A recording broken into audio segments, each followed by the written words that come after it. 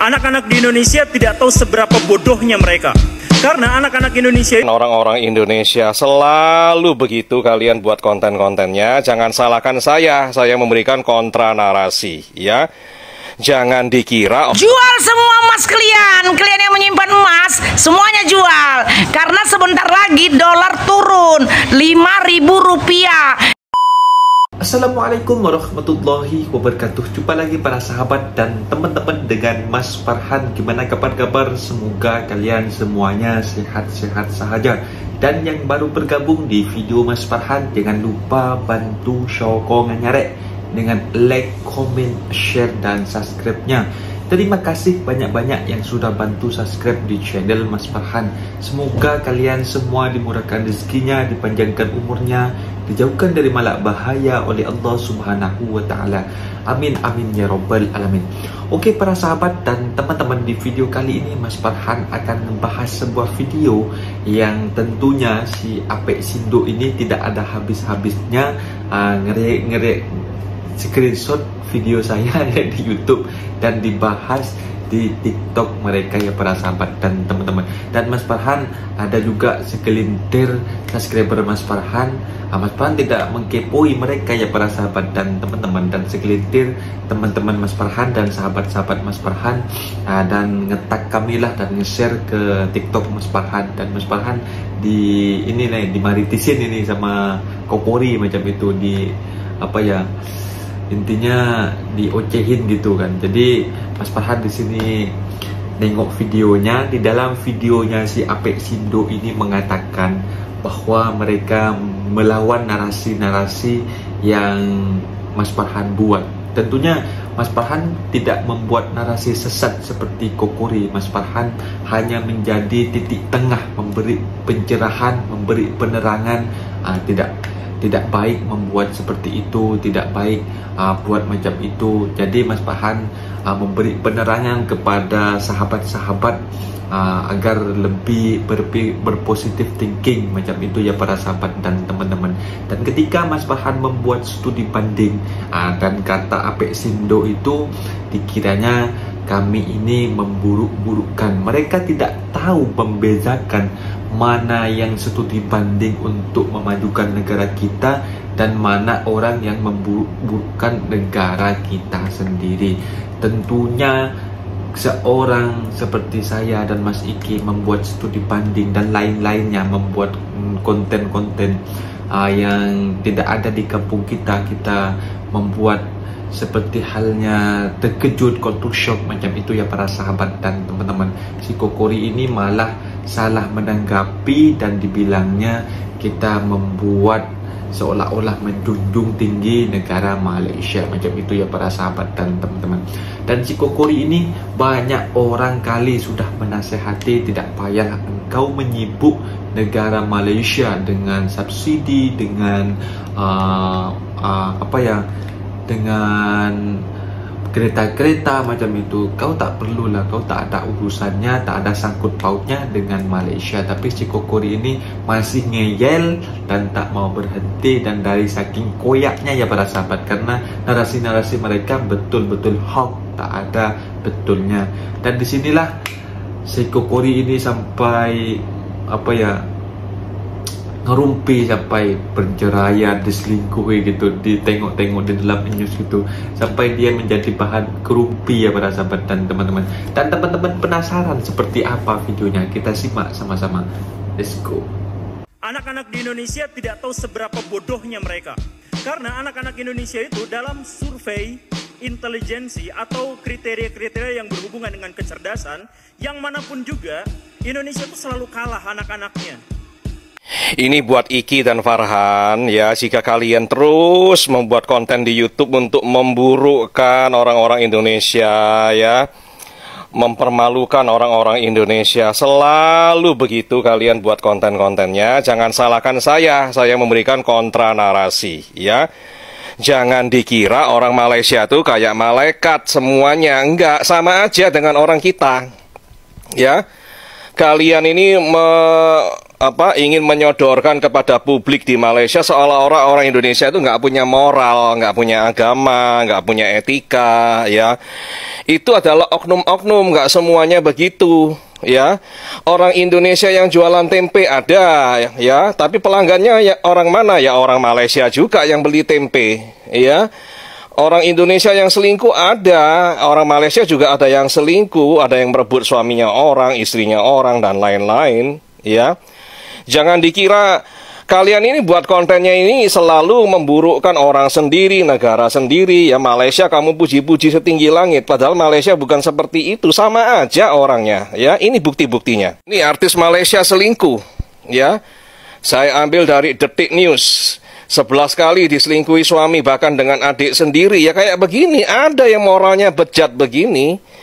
Ya, jangan dikira orang Malaysia itu semuanya suci dan orang Indonesia itu bobrok semua itu loh. Itu loh masalahnya, konten-konten kalian tuh sampah, ya.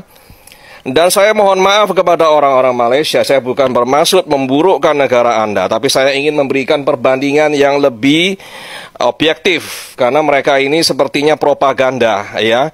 Seolah-olah Malaysia itu negara sempurna, nggak ada masalah, warga Malaysia semuanya orangnya baik-baik, suci semua, ya. Itu kan nggak benar gitu loh.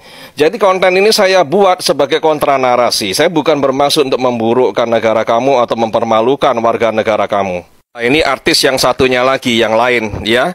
Ini beritanya dari kapan lagi, ya. Jadi di Malaysia itu sama aja seperti Indonesia, orang selingkuh, orang gini, orang gitu, sama, ya. Jadi jangan ya, buat konten-konten yang cenderung berat sebelah, ya. Seolah-olah orang Indonesia ini moralnya bobrok banget, sama aja, namanya oknum. Nah, ya kayak begini-begini kamu nggak akan buatin jadi konten. Ini dari Tempo, ya. Mereka menjual barang benda-benda haram begini ke negara kita, mereka menyelundupkan ke negara kita, merusak generasi muda kita, ya. Ini luar biasa, ini jahat sekali, ya. Kelakuan mereka ini, kamu nggak buatin ini jadi konten, ya. Mereka itu seolah-olah paling suci, paling benar, paling agamis, ya. Ini kelakuan mereka, ini penyelundup, ya. Barang-barang begini. Nggak kamu buatin jadi konten, tolonglah ya, jangan berlebih-lebihan ya.